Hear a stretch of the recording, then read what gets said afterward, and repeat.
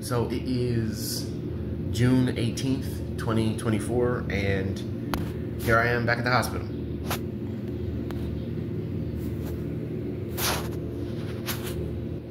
Why am I here? I developed some fluid on the lungs due to a series of events, not having a certain medication prescription refilled by my doctor that really he should have given me more prescriptions for, considering what I use it for. I ran out of diuretics, and I wasn't pulling enough fluid off. So you combine that with,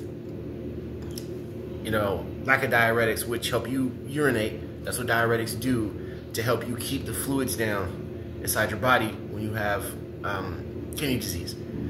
And I wasn't challenging enough for the fluid removal because I'm doing dialysis at home now.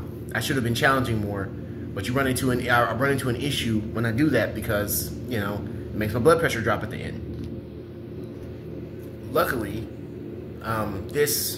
this time, me being admitted to the hospital wasn't nearly as bad as other times that I've been admitted to the hospital.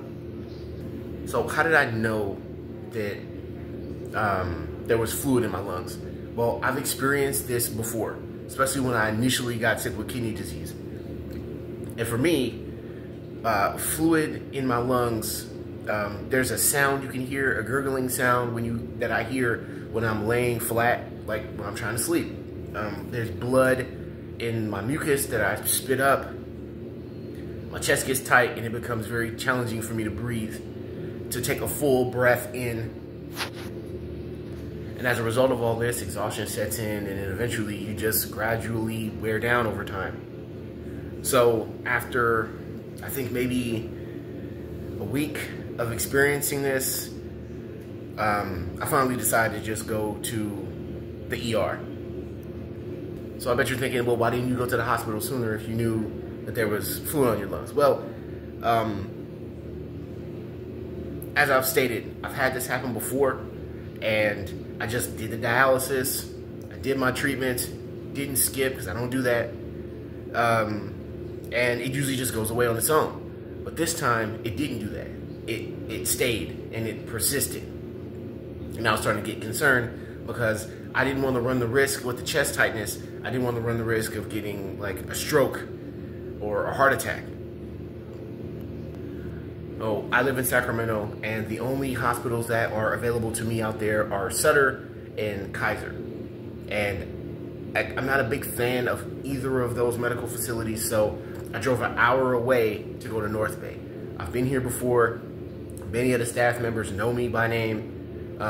Several of my doctors that I currently still use today are at this hospital, and this was the right call. So when I initially got here, they ran like the gambit of tests to make sure that it wasn't like, trace signs of ammonia, make sure it wasn't COVID. And so far they've put me on 2 antibiotics, and I think that another one is coming sometime today. So I came in yesterday morning, and they kept me all day, monitored me to make sure that, I wasn't gradually getting worse. But like I said, this has happened before, but this is the first time where it's ever like just persisted this much for this long. But what you're looking at in this room, this is the reality of having kidney disease. Like, you get transplant centers and you get dialysis advertisements that try to make it seem like, oh, well, if you just think positive, if you just don't think about like the scary stuff, oh, it'll all just work out exactly the way you want it. It doesn't work that way. Like, it doesn't matter what you do or how well you take care of yourself or what endorsements you get from what doctors or nurses that are telling you you're the best over other patients. Like, at some point, you're going to end up in the hospital.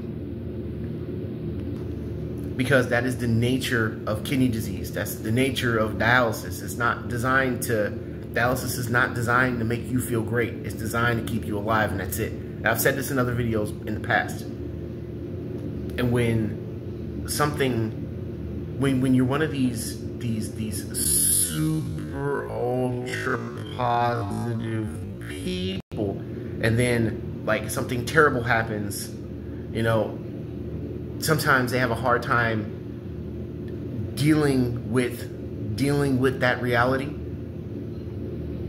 And in this situation, like, you know, before I transitioned back to home, I was doing dialysis every single day in the clinic, for the exception of the weekends. And I was doing everything right. Sometimes you could do everything right and it will still go wrong. You're doing your dialysis, you're doing everything that you're supposed to do, and then bam, something will hit you from left field, and then you'll find yourself in the hospital or suffering from something that you couldn't have anticipated because you were under the impression that you were doing everything that you were supposed to do.